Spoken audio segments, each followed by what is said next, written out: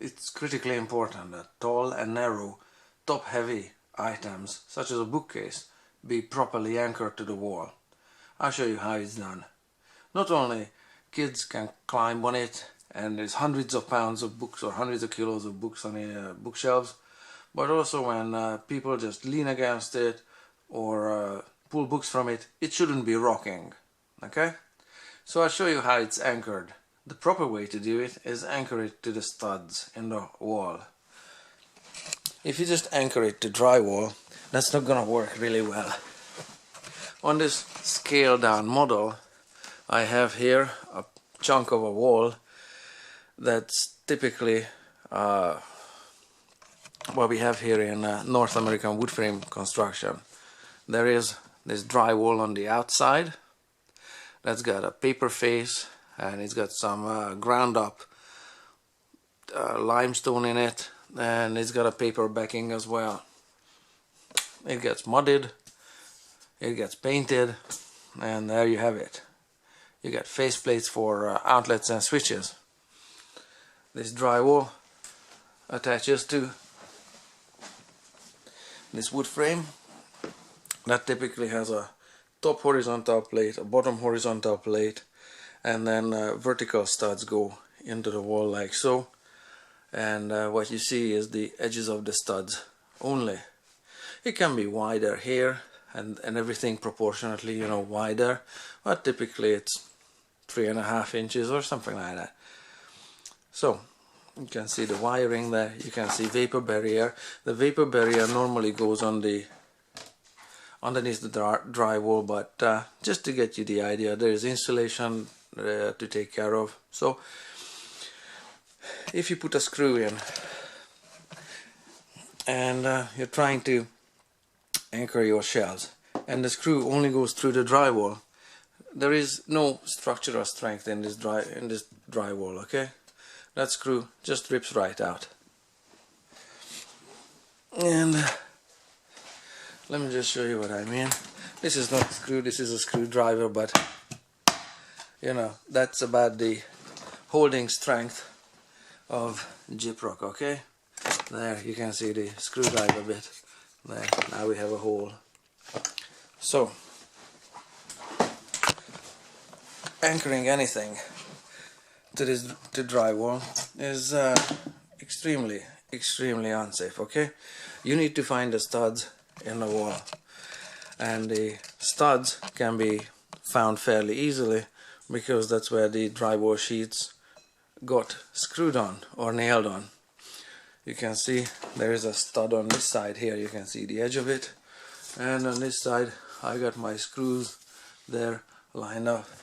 Same along the switch box. The switch box is mounted to wood, so there's a stud, and on the outside of it you can trace it and you can find it there.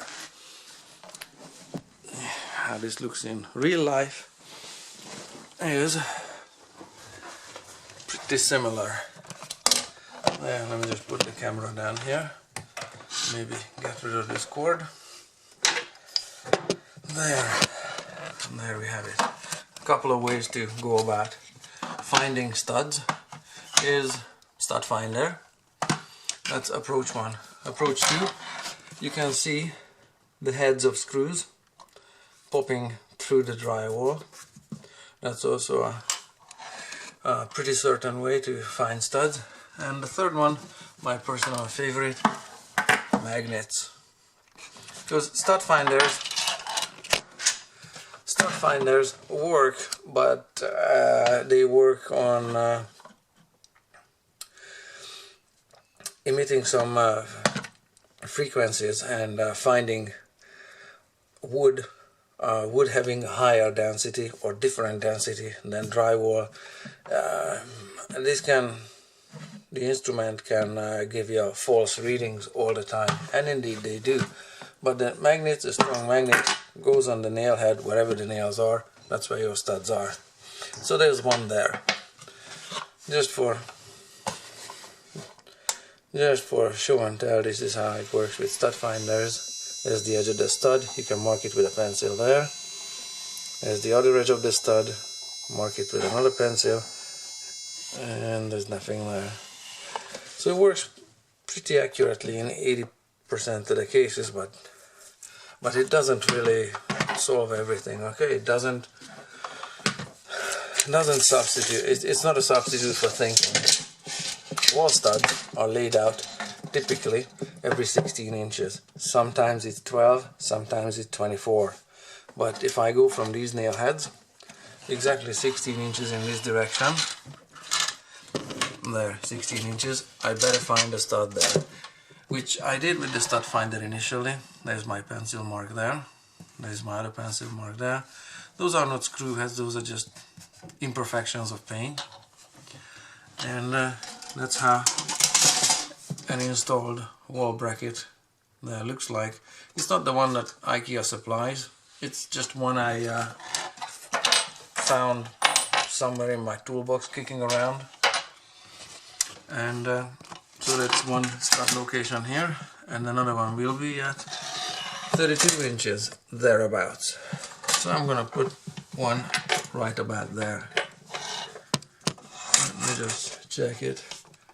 We have 16 inches there, there's 0 there, 16 there, and 32 needs to be moved over a little bit.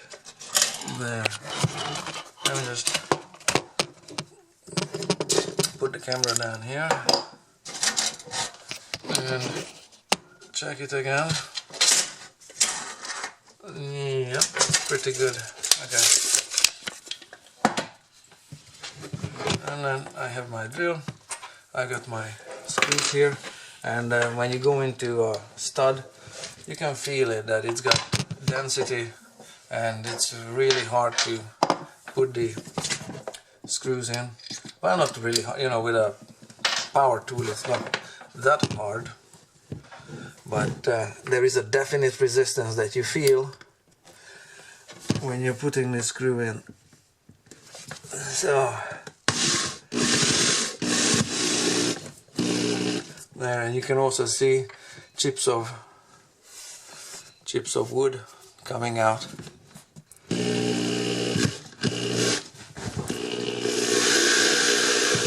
That's in stud alright. There. Good. Now just rotate it a little bit.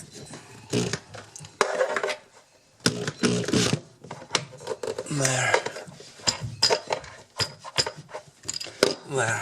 So that's in the stud alright. And what I need to do is drill a small hole into the wood here and place a small screw in there using no power tools whatsoever, please, into the wood. Lastly, I want to show you.